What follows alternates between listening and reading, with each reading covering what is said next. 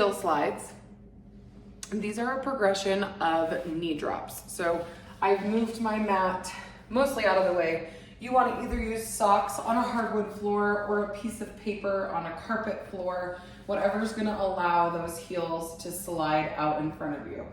Option to have that towel roll behind the head, option to put it underneath that low back. If you've got a big space in between your back and the ground, I highly suggest grabbing a towel roll and throwing it underneath there to help bring the ground up to your back and just put those abs in a more advantageous position so that you can really get the best bang for your buck on these movements.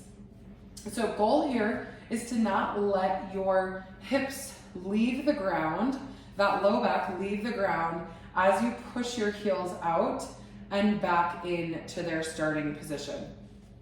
So really want to let these TAs fire. Hip flexors should be turned off, nice and soft and squishy. So nice big inhale. As you exhale, you can drop that heel out. Nice inhale, and then slide it back in.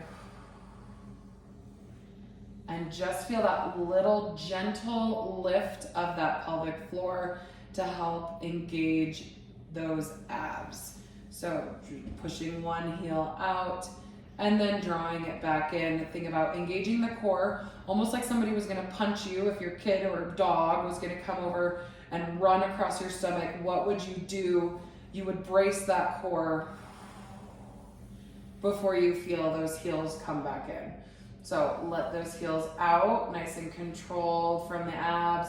Brace that core. Think about somebody stepping on you and drawing those heels, that heel, back towards you, okay? So really let that core turn on and let the core pull your heel back in.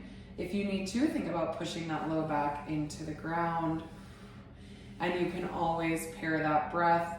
I find that exhale is the easiest way to get the core engaged before you draw those heels back in.